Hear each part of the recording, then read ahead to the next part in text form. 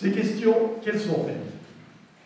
Vie intime et sexualité de la personne handicapée, usage d'Internet dans nos établissements, le suivi de la santé de la personne accueillie, l'approche de la fin de vie aux femmes désiristes, par exemple, pour ne citer que quelques sujets abordés.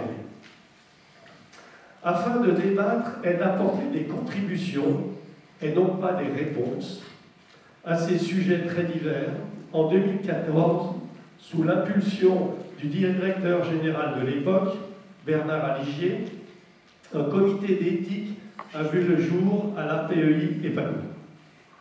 Depuis le départ en retraite de Bernard Aligier en 2016, Myriam Cache, vice-présidente de l'association, assure l'animation du comité d'éthique. Je les remercie très sincèrement tous les deux pour le travail accompli.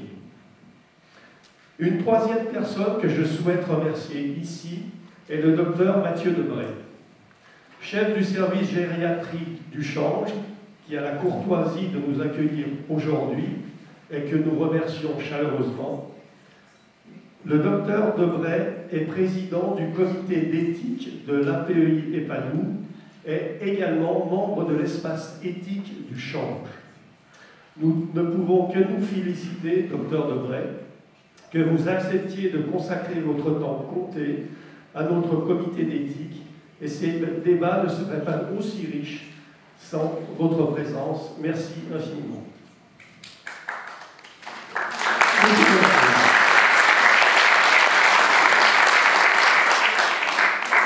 Avant de vous laisser la parole, docteur, afin d'introduire le sujet du jour, je profite de cette parole qui m'est donnée pour remercier également l'ensemble des membres du comité d'éthique qui se réunit très régulièrement et bien sûr toutes les personnes qui ont contribué à la tenue et à la réussite de la conférence de ce jour, et notamment à toi, Myriam. Bonne conférence à tous.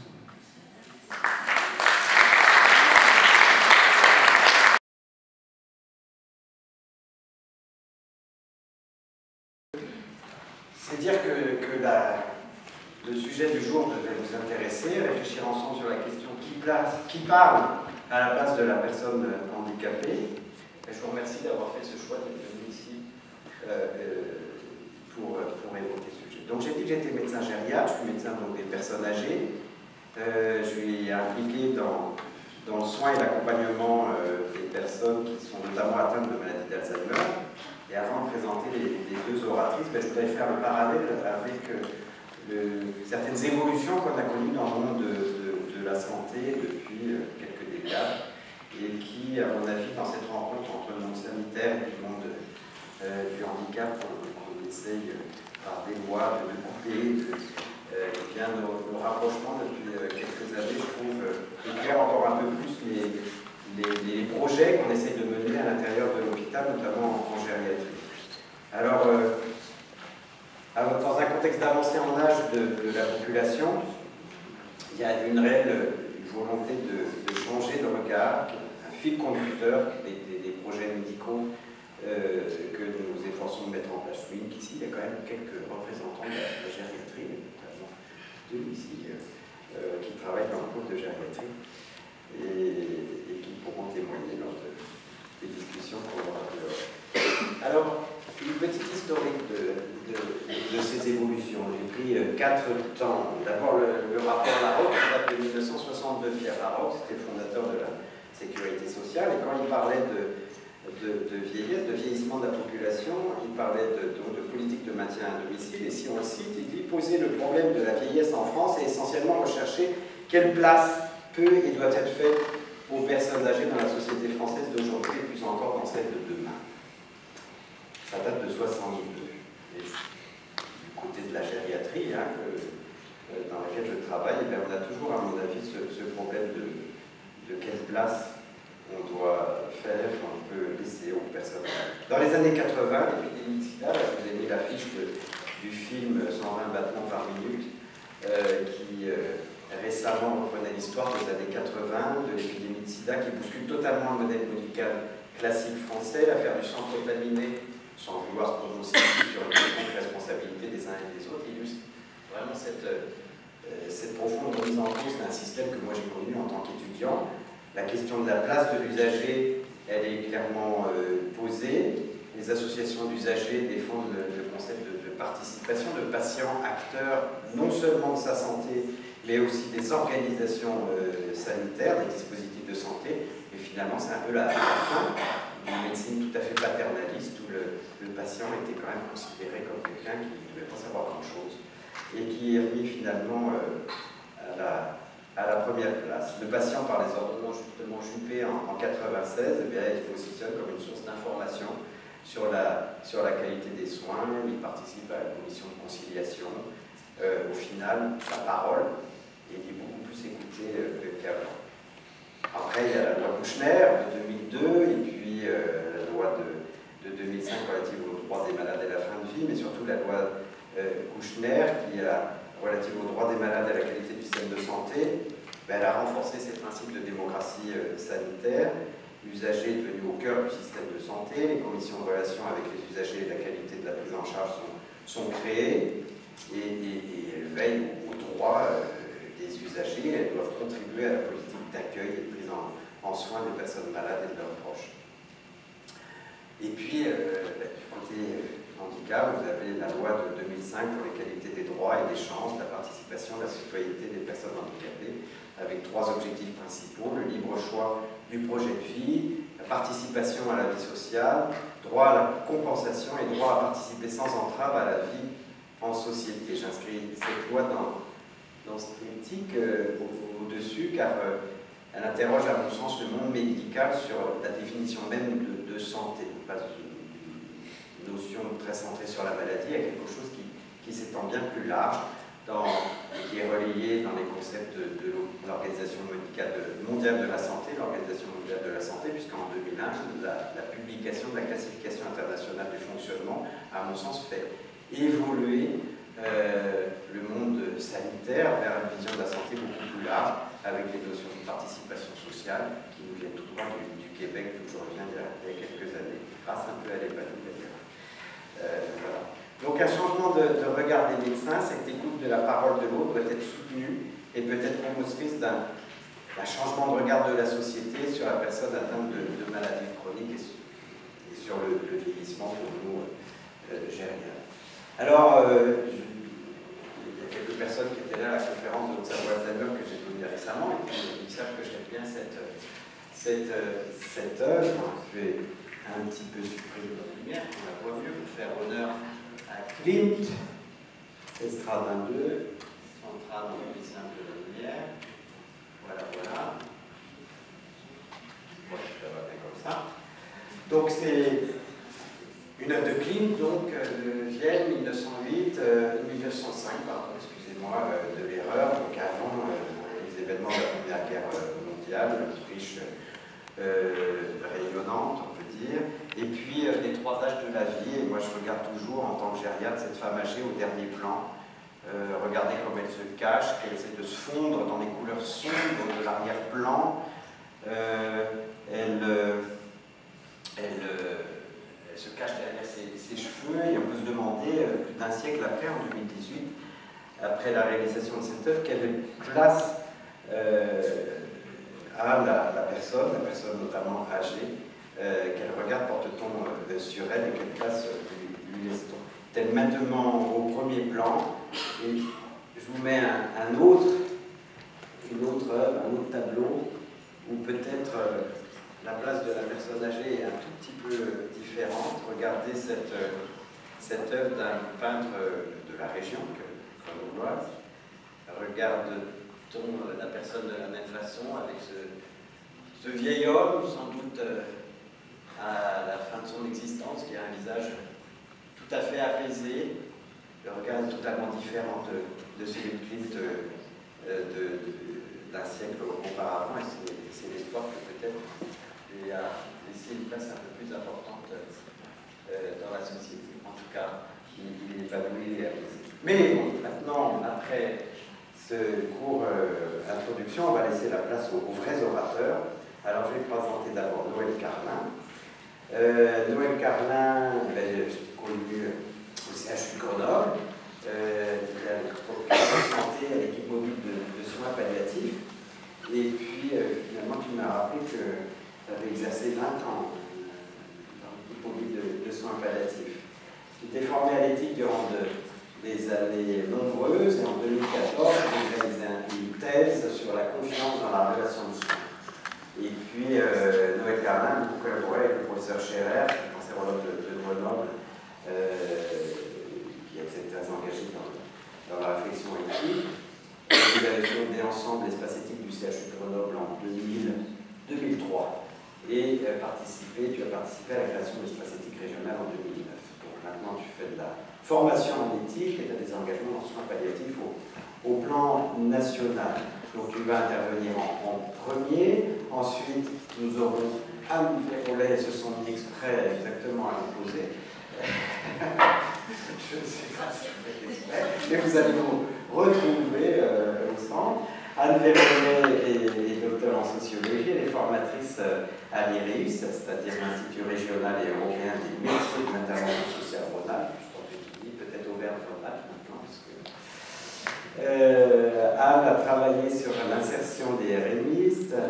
Elle a effectué, alors on ne compte plus le nombre de maîtrises qu'elle a réalisées, de DEA, etc., et même peut-être de thèse. Je crois que la thèse principale, sans doute, c'est la thèse de socio-anthropologie, où les conquérants de l'invisible, la ville à l'épreuve du handicap visuel. Voilà, donc Noël Carlin et Anne Verollet vont donc intervenir successivement. On va commencer alors du coup par laisser la parole aux usagers. Et donc le comité éthique s'est organisé depuis quelques années pour savoir comment faire participer les usagers à la réflexion. Et le film que vous allez voir est un court résumé d'une séance de discussion qui a eu lieu récemment. Je remercie ceux qui ont créé le film. Il est quand même d'assez bonne qualité. On va éteindre encore un peu plus la lumière pour que vous voyez bien les contrastes, parce que parfois c'est un peu à contre-jour. Le son, quand c'est pas excellent, on a mis même des sous-titres et ça introduira le propos de Noël Carlin. Alors Noël voulait dire, parce que Noël Carlin, malgré son grande expérience, il reste anxieux de bien faire, n'est-ce pas? Et elle dit, mais peut-être on va dire la même chose avec Anne Verollet. Alors moi je crois pas. Elles ne se sont pas concertées exactement sur ce qu'elles allaient dire. Je pense que c'est de toute façon deux visions qui sont un petit peu différentes. Mais effectivement, le thème est commun qui la parle à la place de la personne. Donc voilà, on va tout de suite lancer ce film.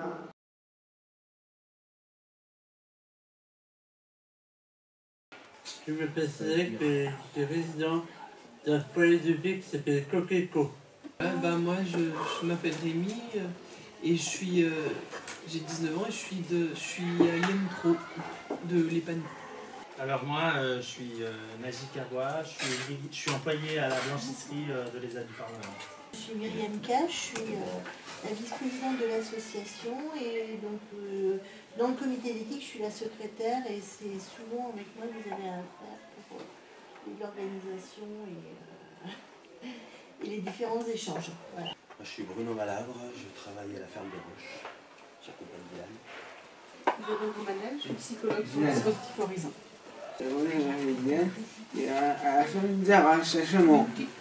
Moi, je m'appelle Quentin Gabriel, je travaille au César en espace vert. Mathieu Debray, moi je suis médecin.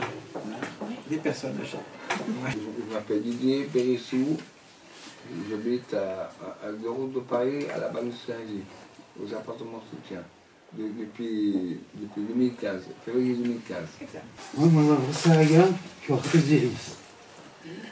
Laurence Bambel, éducatrice aux appartements de soutien avec Didier Périssou. Moi je suis Mélanie Bodnar, je travaille au Roseau et j'accompagne Grégory. Grégory Waterloo, qui est résident au Roseau. Les amis, super excellent, je m'appelle Guillaume Riffin, j'ai 20 ans et je travaille à la ferme de Chauzard, la Coponex, donc je suis ouvrier de paysagiste. Je habite à Et ensuite, j'habite à Mandel chez Saint-Clair. Et votre prénom, c'est Nadia. Parfait. Et la question qui est posée, c'est la question de la gestion des colères et des crises. Ah oui. Alors, d'accord. Ah, ça vous intéresse ça? Pourquoi on voit qu'il est en crise? Ah, parce qu'il crie? Il s'arrache les cheveux. Il s'arrache les cheveux, exact. Il a la cravate qui est partie de l'autre côté. On peut l'expliquer parce qu'il n'a pas ce qu'il veut. Il n'a pas ce qu'il veut. Il manque de ce qu'il voudrait. D'accord, il est frustré. Ouais, c'est ça, frustré. Il n'a pas eu sa dose de cocaïne. Est-ce qu'il a le droit d'être en crise? Ah non, non, non. Même pas. Je dis plus chez lui parce que pour relâcher, mais après s'il n'arrive pas à se contenir, c'est pas évident, c'est pas facile aussi, ça peut arriver de relâcher quand même. D'accord. Ailleurs, je pense. Donc c'est mieux si c'est chez lui. Il vaut mieux faire les crises chez soi. Oui, parce que les gens qui sont autour de nous, qui sont proches de nous, je trouve, ils nous connaissent bien et du coup ils arrivent à, comment dire ça, je trouve pas le mot, mais ils arrivent à nous comprendre mieux. À mieux comprendre. Oui, à mieux comprendre. Ah, oui. Et pour les autres alors, moi, quand je fais des crises de colère, je tape par la violence. Vous tapez par la violence. Voilà. Ah, bah oui, alors plutôt à la maison ou plutôt partout. Partout. Vous, ça n'a pas de... C'est pas marrant ça. C'est quelqu'un m'énerve. C'est quand quelqu'un vous énerve. Pourquoi on fait des colères alors d'autres? Est-ce qu'il y a d'autres raisons? Bah parce que peut-être parce que moi quand je suis énervé des fois ça vous arrive aussi? Ouais, des fois quand je suis énervé c'est parce que quand c'est avec mon vélo, quand je vois mon vélo qui est en panne. Ah, c'est des objets qui peuvent vous énerver. Voilà, quand par exemple je vois un vélo qui est en panne ou quoi que ce soit, quand je dois faire 3 km pour aller jusqu'à chez lui aller-retour. C'est compliqué. Voilà, donc moi... pour les autres. Donc ce que vous observez, pas forcément pour vous, hein. Ça peut être dans ce que vous observez aussi des autres. Pourquoi est-ce qu'il y a des colères ou des crises parfois? Bah moi là, mon ami, c'était hier, il avait un pote à moi qui avait perdu un ami à elle, donc il était parti à l'hosto hier. Donc il y a de la tristesse aussi, ça peut générer de la colère alors. Nous on a des tailles normales, des tailles thermiques, on en a aussi des électriques. Et là en ce moment ils nous essayent de... Parce qu'on n'en a plus beaucoup des tailles thermiques et nous comme on a 4 équipes on est obligé d'en avoir et là ils essayent de nous faire les haies et essayer de le faire le plus souvent aux tailles électriques. Il y en a un qui n'est pas content parce que son référent c'est des exigences en fait, c'est si on a trop de pression. Oui, non, il n'a pas voulu prendre, il ne veut pas essayer le tailleur électrique. Comme il ne veut pas, il s'énerve, elle a cette fille. Oui, mais c'est qu'il y a peut-être une raison derrière. S'il ne veut pas, il s'est peut-être fait mal avec un tailleur électrique. Non, mais c'est que... Ah, ça c'est intéressant ce que dit Nagy. C'est le bruit peut-être. Non, mais lui, il veut que le tailleur thermique. Ah, c'est tout, c'est quoi. C'est une décision alors.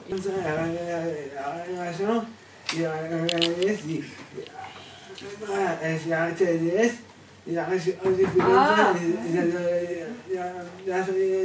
c'était une DS, c'était un jeu. Ça t'énerve quand tu arrêtes la DS? J'ai fait la DS ordinateur, j'ai fait à manger aussi. C'est vrai. Ouais. Quand on doit arrêter quelque chose qu'on est en train de faire et qui nous plaît bien plus que ce qu'on nous demande. Le nerf, voilà. C'est les nerfs. Quel les cheveux, je dis c'est le nerf. C'est les nerfs quand on s'arrache les cheveux. Et angoissant. C'est angoissant. Ouais. D'accord. Il y a le stress aussi, Didier, c'est vrai. Quand on est stressé, non. C'est le contraire aussi. Najwa, elle voulait nous dire quelque chose, pardon. Moi, c'est pareil, c'est stressé aussi. Quand il y a du stress aussi, ça peut faire des colères. Et d'où vient ton stress? Tout le corps. De tout ton corps. C'est tout le corps qui réagit. Qu'est-ce qui se passe quand on est énervé? Ça, c'est une bonne question. Il y a la question de la salle d'apaisement, c'est vrai. Qu'est-ce que ça fait dans le corps? Je crois que c'était intéressant ce que disait Najwa. Ah, respirer. Voilà, c'est vrai. On a besoin de respirer.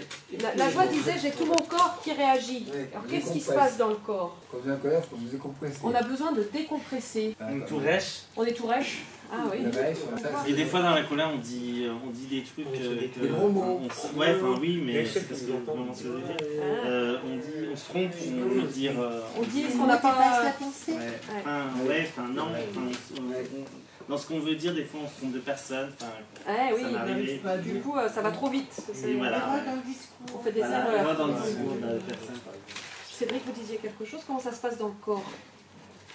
Quand je m'énerve, ouais. je vais dans ma chambre et puis j'écoute de la musique classique. Ah, la musique classique. Ah ouais, ça c'est une bonne initiative. Ouais. Moi aussi j'écoute la musique. Vous, la musique aussi, ça vous apaise? Quand c'est Moi, trop je- tendu, on peut aller écouter de la musique. c'est Moi bon. j'écoute du Johnny Hallyday moi, dans ma Moi, chambre. je parlais tout à l'heure mes frustrations. Quand je n'ai pas de café, pas de cigarette autorisée, et pas d'achat de bouquins ou de CD, donc tant qu'on ne cède pas, je au fou furieux. Ça vous rend fou furieux. Ah oui, quand on ne cède pas, vous allez jusqu'à là. Je au fou furieux. À ce moment-là, je me maîtrise même plus. Et là, vous maîtrisez. C'est comme si c'était pas moi. C'est dommage que je sois tombé si bas. C'est dommage de tomber si bas. Ah oui, vous vous aimez pas quand c'est comme ça. On s'aime pas, on n'aime pas être C'est comme ce ça. qui met, on voit qu'on n'est rien. D'accord. On voit qu'on n'est rien. Ah oui, c'est difficile, hein. Ah, puis des fois la colère, ça peut dire, quand on dit ma colère, ça peut dire qu'on est contrarié. Ah oui. Ce que disait tout à Ah, l'heure, vous êtes d'accord, Ludovic? il y a que le hein, moment, ouais. le moment. Moi, des périodes quand je suis moins bien dans ma tête, et moi je fais quand je suis frustrée ou que j'angoisse, des choses comme ça, je fais des crises d'angoisse, moi. Ah, ça c'est encore un J'ai autre. les yeux qui se révulsent où je tremble, ou des fois je fais les dents en même temps. D'accord. Mais moi ça m'arrive pratiquement jamais de taper, ça m'est presque pas arrivé parce que j'aime pas la violence. Il faut vraiment qu'on me cherche ou que je sois vraiment pas bien pour taper, mais je le fais pratiquement jamais. Et je pleurais. D'accord. Bah après, je pleurais, après l'écriture, c'était dit, je le connais, j'écris. Après la colère, des fois on pleure. Ah, il pleut, D'accord, c'est vrai. Après, Pas que ce défaut, c'est un défaut que j'ai malheureusement. C'est comme dit mon père, il ne faut pas se vanter. J'ai un fond de méchanceté. J'ai une colère, ça c'est depuis d'un moment, je l'ai toujours dans ma famille, mais j'aime pas admettre. Même le week-end du 27, là je l'ai eu en colère. Ah, ça continue, il y a des Mais colères voilà, qui mais reviennent. c'est On va pas aller dans le détail, Quentin, pourquoi Non, non, mais mais ça- surtout de se dire qu'il y a des colères qu'on n'arrive pas à Ah là, régler. j'arrête pas, là c'est fini maintenant. D'accord, il y a des Faut colères vraiment- qui restent. Ah ouais, elle va rester là, elle va rester un moment, ça ne va pas finir. Est-ce que la fatigue Ah oui. peut favoriser les colères? Ah oui, aussi. Ah, c'est vrai, c'est vous. Ah ouais. C'est une question. C'est vrai. C'est des fatigues nerveuses alors. Comme Et aussi, ouais. quand on ne sait pas se débrouiller. D'accord. Quand on ne sait pas se ouais. débrouiller, Quand ça on parfois n'arrive on n'a pas pas à la se soi-même, débrouiller. on s'en veut. On s'en veut. J'ai un con, Ouais. j'ai un con, j'ai un con. Parce qu'on n'y arrive pas. Comment? Oui, face à, on a l'impression d'être dans l'échec. Ah. Des fois, on met ce mot-là. Oui, les chefs doivent couper les rôles. D'accord. moi, quand je m'énerve, je tape et j'écris, je fais deux choses en même temps. Vous faites les deux choses. Ah oui, du coup, il y a tout en même temps. Voilà. D'accord. C'est bien, tu l'as Pas... eh oui. Ça fait du bien ou ça soulage ou c'est pire après? C'est pire après. Ah, c'est ça. Alors des fois de crier et de taper, ça soulage pas forcément. Voilà, après, j'ai des larmes aux yeux. Oh, je pleure. Ah, vous avez la de chambre et vous pleurez. C'est beaucoup qui le disent, hein, ça. C'est vrai que... Moi, je pense à ma chérie. D'accord, après ça fait Il pleurer. fait la porte de ma chambre. Et je vais. Ouais, je pleure pas avec mon chéri, il dit ça. Non, mais moi tout à l'heure, j'ai fait. Je la porte. Et je pomme à la porte et taper sur la porte de ma chambre. On passe à l'autre question. Qu'est-ce qu'on peut faire pour s'apaiser? Ça vous fait du bien de regarder les Harry Potter? Je vous pose cette question parce que moi, si je me sens un peu en colère, je vais pas forcément aller regarder la télévision. Je vais plutôt aller, vous disiez, aller dehors, aller promener, emmener et tout ça. Vous auriez plutôt envie de regarder quelque chose. Un film d'horreur. Un film d'horreur. Est-ce qu'il y en a qui vont se défouler, par exemple, comme courir ou des choses? Moi, je vais faire escalader. On fait de la gym.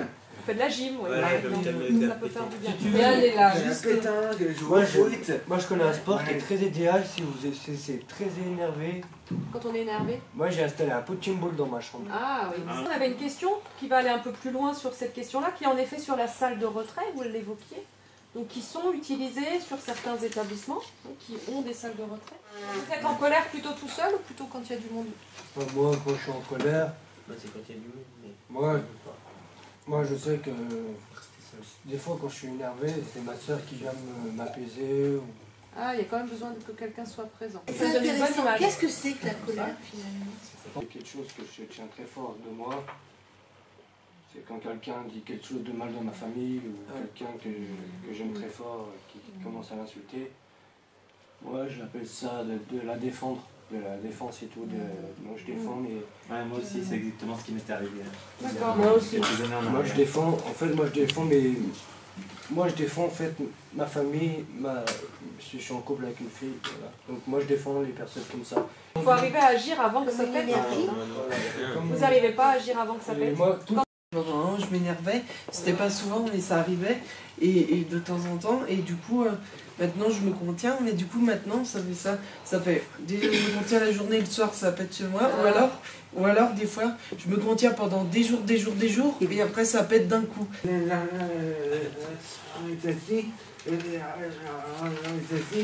Il arrête, je suis pas à la maison, j'ai fait quelque chose pour retourner à ma console chez moi. D'accord, vous avez aussi utilisé ça. Donc, mais on parle de l'usage de la salle de retrait, mais ça veut dire qu'on laisse quand même la personne dans la salle de retrait. Mais alors ça c'est une question parce que... Sans lui administrer de traitement. Non, oui, tout à fait. La salle de retrait est utilisée de cette manière-là. La salle d'apaisement sert à pouvoir libérer un petit peu ce que disait Guillaume, libérer cette énergie parce qu'on est tout seul dans une pièce. Et qu'on peut crier, et qu'on a le droit de taper contre les murs. Mais par contre, j'ai l'impression dans la salle d'apaisement, si, on a le droit. C'est surtout que dans la salle d'apaisement, on est seul.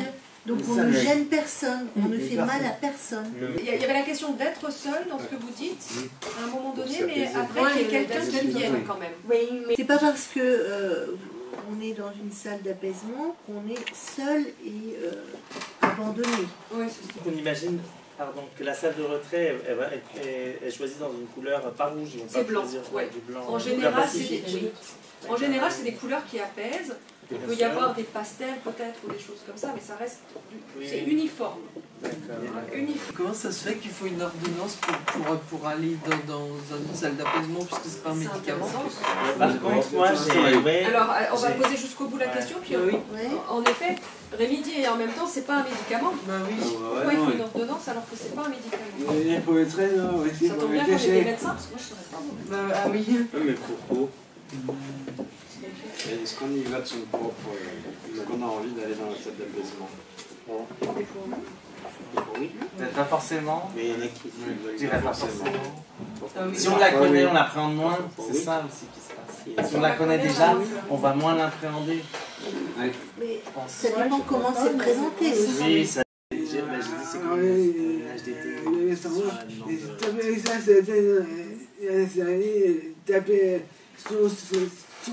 Sur le cheveu. Et ouais, on peut se taper fort et que des fois on se met en danger en se tapant. Vous avez raison, on se fait mal à soi-même parfois. La personne qui est dans la salle d'apaisement, il faut la surveiller? Non. Pour vous, non, c'est pas la peine. Pas la peine, non, c'est pas la peine, non. D'accord. Si, elle peut se suicider, je sais pas. Elle peut faire des trucs graves. Elle peut se faire mal peut-être. Oui, parce que si elle est dans la salle d'apaisement, elle ne peut pas faire mal aux autres. Mais est-ce qu'elle peut se faire mal à elle? Elle peut se faire mal à elle. Même contre les murs, elle taper la tête contre les murs. Comme ça, comme ça. Taper fort et fort. Et c'est plus ça peut. J'avais besoin c'est vrai, c'est vrai. C'est quelque chose qui vous ferait du bien. Ouais, parce que ça me met très en colère. Ouais, je sais. Dylan, quand il dit qu'il n'y a pas besoin de surveillance, c'est peut-être aussi parce que quand ils décident d'aller en salle d'apaisement, ceux qui veulent y aller tout seuls, ils peuvent emmener quelque chose qu'ils aiment, déjà, un équivalent d'une couverture, un coussin, et c'est un endroit où il n'y a pas trop de bruit, et pas trop de lumière. Donc des fois, c'est peut-être plus juste pour se détendre que certains, plus que quand ils sont très en colère. Ah oui, d'accord. Ça fait utiliser dans...